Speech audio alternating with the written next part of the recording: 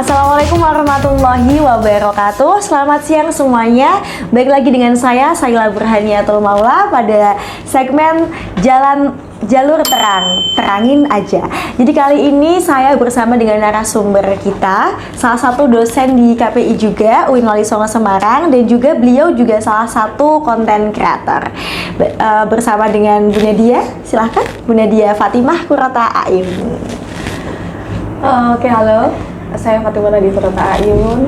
Kebalik ya tadi ya, Nadia Fatimah. Yang benar ya, Nadia Qurrata A'yun. Kalian bisa memanggil saya Nadia. Dan alhamdulillah saya adalah dosen di jurusan Komunikasi dan Penyiaran Islam, Fakultas Dakwah dan Komunikasi UIN Wali Songo Semarang. Oke, terima kasih Bu Nadia. Jadi ini teman-teman, kali ini kita ada di podcast Jalur Terang. Kita bahas apa ya gitu kan. Kayak ini itu kita mau membahas tentang dunia broadcasting atau efektivitas dakwah di media sosial, sama narasumbernya langsung dan juga ahlinya langsung. Ngomong-ngomong nih Bu, sebelum bahas langsung ke materinya, kayak basa-basi dulu kali ya Bu ya. Bu Nadia kan kemarin habis mendampingi KKL gitu. Iya. Itu gimana Bu? Seru atau masih capek atau gimana? Alhamdulillah kalau capek pasti iya. Iya, harus Karena tadi jam 2 baru sampai, terus janjian sama kalian jam 10, alhamdulillah. Tapi seru karena di dalam kegiatan KKL Kuliah Kerja Lapangan ini adalah salah satu agenda yang memang ditunggu oleh teman-teman di jurusan KPI dengan konsentrasi jurnalistik, public relation dan juga broadcasting. Jadi kemarin sempat kita mengunjungi beberapa media sesuai dengan konsentrasinya. Jadi kalau anak-anak yang broadcasting itu kemarin ke Transmedia, kemudian kalau anak jurnalistik itu kemarin ke Metro TV, kemudian dan public relation itu dibagi ke Transmedia dan juga ke Net TV. Oh, seperti itu. Iya. Berarti masuk ke konsentrasi masing-masing ya Bu ya? Iya, jadi biasanya kalau KKL itu menyesuaikan lokasinya. Karena kalau di Metro TV itu kan banyak ya pemberitaan atau program-program yang lebih banyak pada dunia jurnalistik, jadi anak-anak jurnalistik difokuskan ke Metro TV. Sebenarnya kalau misal kemarin, tahun sebelumnya, KKL kita ada di Solo Pos. Oh, Solo Pos, iya Solo Pos apa mana sih? Jawa Timur saya lupa. Tapi di dalam media itu ada broadcastingnya, ada jurnalistiknya, ada public relationnya. Jadi satu tempat bisa digunakan untuk 3 konsentrasi. Iya. Tapi berhubung di tahun ini kita nggak dapet nih lokasi yang bisa menjangkau 3 konsentrasi itu, akhirnya kita ambil deh pembagian beberapa media kayak gitu. Gitu. Jakarta Bandung ya Bu ya kemarin ya? Di Bandung sih lebih ke KKL mikro ya. Jadi mengunjungi lokasi-lokasi yang bisa mendukung merefreshkan pikiran dari kakak-kakak. Okay, iya. Nah terus nih Bu, kalau perbedaan dakwah broadcast sendiri sama broadcast pada umumnya, broadcast umum itu bedanya apa sih Bu? Oke. Jadi secara teknis sebenarnya broadcasting itu kan penyiaran ya. Itu sama broadcasting umum ataupun dakwah. Tapi apa sih yang membedakan gitu ya? Selanjutnya apa yang membedakan broadcasting dakwah dan juga broadcasting umum ya? Pastinya unsur dakwahnya. Nah, tapi kalau misal kita bicara tentang dakwah, dakwah itu kan kita banyak ya sekarang nonton film, terus nonton film, kemudian nonton iklan. Kira-kira teman-teman kalau misal melihat film 99 Cahaya di Langit Eropa itu termasuk film yang dakwah atau umum? Menurut Mbak gimana? Kalau buat 99 Cahaya itu juga dakwah sih. Dakwah, tapi terus ada umumnya juga. Ya. Sang Kiai itu dakwah sih. Oh, iya. Karena apa yang membedakan kemudian kok teman-teman bisa menyebut itu dakwah dan umum? Kenapa? Kalau Sang Kiai ya Bu, itu kan dia unsur pesantren, terus dia juga mengajarkan Islami seperti ini, gini, dunia pesantren seperti apa, kemudian perjuangan kiai seperti apa gitu. Itu mungkin lebih ke kayak memperlihatkan dakwahnya, oh seperti ini loh ketika kita mempertahankan agama kita, membela negara itu juga sama gitu. Oke, berarti dilihat dari unsur ceritanya ya kalau itu ya, cerita dan latar tempatnya ya. Nah, tapi kalau misal, ya benar sih, benar. Jadi dakwah broadcasting itu ada dua teman-teman, dari unsur nomenklaturnya dan juga substantifnya. Jadi kalau nomenklatur dan juga formalistiknya. Jadi kalau formalistis itu ya berarti secara formal atau secara judul memang itu Islam gitu, sang kiai, 99 cahaya di langit Eropa, terus ada ketika langit bertasbih, itu kan benar-benar judul yang memang ada unsur Islaminya. Ya sudah, berarti jelas-jelas itu pasti di dalamnya juga ada unsur-unsur dakwahnya. Tapi kalau misal broadcasting dakwah, teman-teman sering kan melihat iklan layanan masyarakat yang nggak ada judul dakwahnya. Misal iklan buang sampah pada tempatnya, iklan gunakan air secara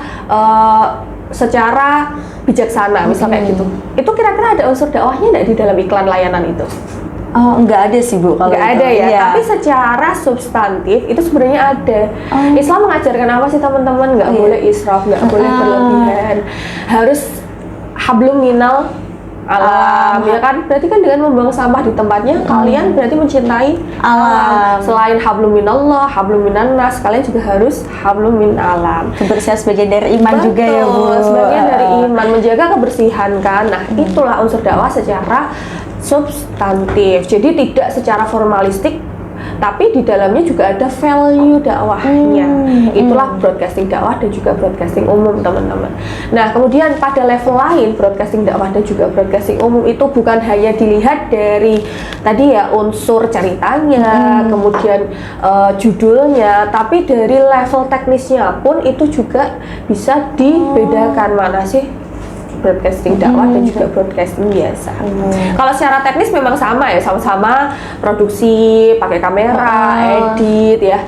Tapi kalau misal kita analisis, teman-teman nanti nih ya, kalau skripsi, tesis, menganalisis, bikin jurnal dan lain-lain tentang broadcasting, itu pastinya diminta untuk apa unsur Islamnya, unsur dakwahnya apa. Nah, ini teknis ini juga bisa dilevelkan atau dikerucutkan menjadi broadcast dakwah atau broadcast umum. Bagaimana kalian untuk memaknai secara filosofis atau memberikan alasan filosofis dari teknis pengambilan gambarnya. Misalnya ada adegan laki dan perempuan berjalan. Kalau misal ada unsur dakwahnya, mau memperlihatkan bahwa cerita ini adalah misal cerita teman yang berbeda pesantren, laki dan perempuan misalnya. Dari unsur teknis pengambilan gambar ketika film ini Islami itu gimana? Berarti harus dilihat dari sudut pandang mungkin yang berbeda. Mereka tidak boleh berdekatan. Gitu lagi kalau misalnya teknisnya itu ini nggak ada unsur dakwahnya, mereka kan jalan mepet juga nggak masalah gitu kan. Terus pengambilan gambar misalnya ketika lagi ada bapak dan anak misalnya gitu. Kalau ada unsur dakwahnya kan pasti anak itu akan saling gitu ya, berjalannya juga nunduk sopan. Tapi mungkin kalau tidak ada unsur-unsur atau value dakwahnya di situ, mungkin ya biasa aja. Ketemu, halo Pak, misalnya kayak gitu. Itu kan beda dari segi teknisnya dan masih banyak lagi. Oh gitu ya Bu ya. Kalau yang membedakan tuh dari segi teknisnya teman-teman. Bukan hanya teknis ya, tapi tadi dari segala aspek yang ada di dalam cerita itu ya, broadcast Bu. Itu ya sudah, itu bisa dibedakan. Nah selanjutnya nih Bu, menurut Ibu nih gimana nih kalau tanggapan ada orang-orang yang kayak kadang tuh kita kan ambil KPI ya Bu, orang tuh kadang underestimate kayak jurusan KPI rata-rata juga nanti jadi radio, TV gitu kan, padahal tuh banyak banget kita juga belajar yang lainnya juga gitu. Nah itu tuh gimana sih Bu terkait hal kayak gitu KPI di mata dunia lah bahasanya.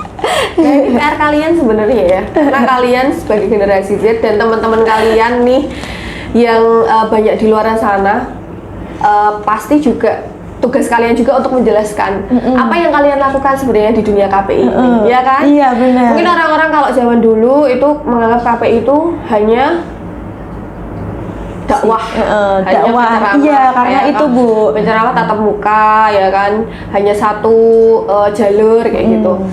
Tapi kalau sekarang teman-teman bilang di KPI itu ngapain aja, ya apa yang kalian lakukan bisa kalian share ke teman-teman yang lain yang bertanya-tanya, ya kan. Terus tadi apa ya? Sorry pertanyaannya. Ya itu Bu, tentang kayak orang-orang yang underestimate gitu loh sama kita. Oke, ini peluang dan tantangan kita sebenarnya teman-teman. Tantangannya adalah apa? Ketika teman-teman sekarang semua orang, bukan hanya anak KPI itu pakai media sosial, ya kan? Bener. Generasi Z terutama itu udah melek banget. Saya aja ngerasa kalau misal saya ngedit, terus kalian ngedit, itu kenapa kalian bisa 1 menit ngedit, saya harus butuh 5 menit kayak gitu. Dengan cepet dan lancarnya kalian pakai media itu, ya udah itu tantangan. Jadi apapun yang kalian update di media sosial, apapun yang kalian lihat di media sosial itu jadikan sebagai pembelajaran. Oh, tantangan saya karena media sosial sekarang ini sangat cepat nih ya, informasinya, perkembangannya. Ya udah, sebagai kalian kan anak-anak broadcasting, jurnalistik dan juga PR juga ya, anak-anak komunikasi penyiaran lah, itu punya PR untuk menyisipkan nilai-nilai keislaman yang kalian pelajari dan kalian bawa ini di dalam dunia broadcasting, di dalam dunia media sosial kayak gitu teman-teman. Jadi tantangannya kalau misal ada konten-konten yang sedang tren, boleh kalian ikuti tren tersebut. Tapi apa bedanya kalian dengan yang bukan KPI gitu? Ya sudah, ikuti konten yang sedang tren tapi dengan sisipkan value-value keislaman, value-value dakwah broadcasting itu sangat luas ya, tidak hanya dalam dunia TV ataupun radio, tapi sekarang di media sosial juga termasuk broadcasting. Kemudian dakwah juga tidak sesempit apa yang dipikirkan kalian misalnya kayak gitu. Jadi dakwah itu luas. Misalnya tadi kalian dengan bikin konten buang sampah pada tempatnya, itu juga ada unsur dakwahnya. Kalian bikin konten tentang olahraga, itu juga ada unsur dakwahnya kan Islam juga mengajarkan untuk sehat, benar supaya bisa beribadah, supaya bisa berbuat baik kayak gitu. Saya tuh kadang tuh galau gitu loh Bu, kan kayak pengen sebagai anak KPI ya Bu ya, apalagi pengen banget nih jadi konten kreator gitu kan, terus kayak mencoba mulai dari TikTok, dari Instagram, tapi kadang tuh timbul rasa kayak kurang percaya diri gitu loh Bu, kayak aduh aku takut banget nih dijudge orang lain kayak apaan sih gitu kan, mungkin kesannya kayak narsis, alay atau apa gitu. Itu tuh saya tuh kayak galaunya di situ Bu, gimana ya biar bisa lebih percaya diri, konsisten, terus konten yang kita bawakan ini juga tuh bisa diterima masyarakat pada umumnya gitu. Oke. Secara teoritik saya pernah mengajarkan kepada teman-teman di semester 6. Kalian mungkin belum belum belajar tentang teori itu. Jadi kalau untuk membuat konten menarik dan diminati oleh audiens adalah kalian harus yang pertama mengenal segmen dulu. Pasti kalian punya follower, kalian punya subscriber, punya pengikut. Nah, follower dan pengikut itu adalah segmen teman-teman. Kalian harus menemukan niche. Niche-nya itu adalah lingkungan yang kalian bentuk dari media sosial atau dunia maya kalian. Nah, bagaimana niche itu, apa yang dibutuhkan niche itu, apa yang diinginkan dari segmen kalian. Nah, itulah yang harusnya kalian buat sebagai konten. Misalnya teman-teman, kemarin ada salah satu mahasiswa saya itu influencer, sudah punya niche, sudah punya segmen. Segmen dia adalah mahasiswa. Jadi dia sudah tahu segmennya, follower dia adalah banyak mahasiswa, segmennya mahasiswa. Jadi dia analisis nih, kira-kira apa yang dibutuhkan mahasiswa.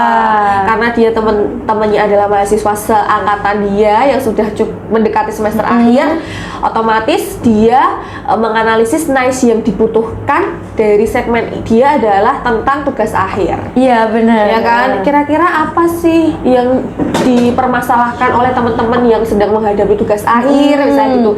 Oh, cari referensi di mana? Oh, cara baca jurnal gimana? Oh, cara download jurnal gimana? Cara resume gimana? Cara nulis gimana? Nah, akhirnya dia menggunakan niche itu tadi setelah dianalisis dengan tren-tren juga Iya, yang sudah gitu di riset oleh dia, akhirnya dia bikin konten karena dia sudah tahu tujuannya, sudah analisis tadi segmennya dan niche-nya kayak gitu. Jadi teman-teman kalau misal mau bikin konten ya harus riset dulu, analisis, riset, nggak bisa langsung konyol-konyol aku pengen bikin konten ini nih, bikin, besok nggak laku ganti konten lagi. Nggak, kalian juga butuh riset dulu. Berarti harus konsisten Iya, Bu, konsisten dan juga percaya diri. Apa sih yang bisa membuat orang tuh percaya diri jam terbang, teman-teman? Ini selalu saya pesankan dengan orang-orang yang tanya, gimana sih Bu supaya percaya diri, gimana sih supaya bisa ngomong di depan umum, gimana supaya bisa nggak dredeg, nggak grogi, jam terbang. Saya kalau misal lagi pertama kali ngomong di depan panggung gitu, dengan segmen yang berbeda itu juga pasti grogi kok, pasti dredeg karena itu pertama kali. Saya pertama kali siaran radio itu juga dredeg. Saya pertama kali interview orang itu juga dredeg. Tapi kalau sudah 2, 3 kali, 4 kali, apalagi sering jam terbangnya tinggi, ya udah gitu. Jadi lebih kebiasa ya Bu ya. Apapun hal baru yang kalian temukan itu pasti akan ada kegrogian atau ada tidak percaya diri kayak gitu. Terus kalau konten-konten dakwah di media sosial nih Bu, kayak di TikTok, Instagram, ataupun YouTube kayak gitu, itu kan kita pasti banyak banget kayak platform kecil nih. Misal saya baru bikin konten nih, itu kadang orang tuh nggak minat Bu. Kalau semisal masih kayak platform kecil gitu loh, padahal dakwah yang kita sisipkan ini juga bagus gitu. Itu gimana ya Bu caranya biar kayak banyak yang minat gitu tentang konten-konten dakwah yang kita coba untuk sampaikan gitu. It's okay, konsisten aja kuncinya. Konsisten aja. Jadi nggak usah, memang menurut riset teman-teman, jadi memang trending untuk konten-konten yang berbau pendidikan, ya berbau edukasi kayak gitu memang sulit untuk cepet naik dan tidak banyak orang yang minat. Termasuk teman-teman pasti saya yakin lebih minat untuk nonton konten-konten yang sifatnya misal tempat wisata, tempat makan, joget-joget tren yang lagi hype, musik-musik jedak-jeduk kan ya gitu ya. Jedak-jeduk udah pasti Bu. Konten-konten edukasi tentang ilmu, tentang misal sesuatu yang kalian nggak tahu gitu ya, misal teori-teori apapun itu kalian mungkin kurang minat dibanding dengan konten-konten yang bersifat entertain tadi. Jadi ya udah kuncinya konsisten dan kalian harus ada poin yang disampaikan. Jadi tadi kalau misalkan sudah riset tentang segmen dan niche-nya, itu insya Allah kok akan tembus karena dibutuhkan. Tapi kalau misal segmen kalian adalah mahasiswa, kalian nyampeinnya mungkin tentang informasi tentang bahan bangunan ya, itu nggak sesuai sama segmennya. Mungkin kalau segmen kalian adalah ibu-ibu ya, apa sih yang dibutuhkan ibu-ibu sekarang di dunia parenting ya, atau barang-barang yang dibutuhkan oleh keluarganya, suaminya, anaknya ya, atau barang-barang rumah, perabot rumah tangga. Ya, jadinya kalian harus riset dulu. Jadi kalau misal tadi mau menyampaikan tentang konten-konten yang ada value dakwahnya, konten-konten yang menyampaikan informasi atau mengajak dalam hal kebaikan, ya udah konsisten. Dan yang paling penting juga kalian tetap harus mengikuti trending atau hal-hal yang sedang berkembang di dalam media sosial. Karena kita nggak bisa ya memungkiri bahwa kita harus tetap dengan konsep yang konservatif. Ya dakwah tuh ya cuman harus menyampaikan dari mulut ke mulut, nggak bisa, harus tetap mengikuti perkembangan zaman.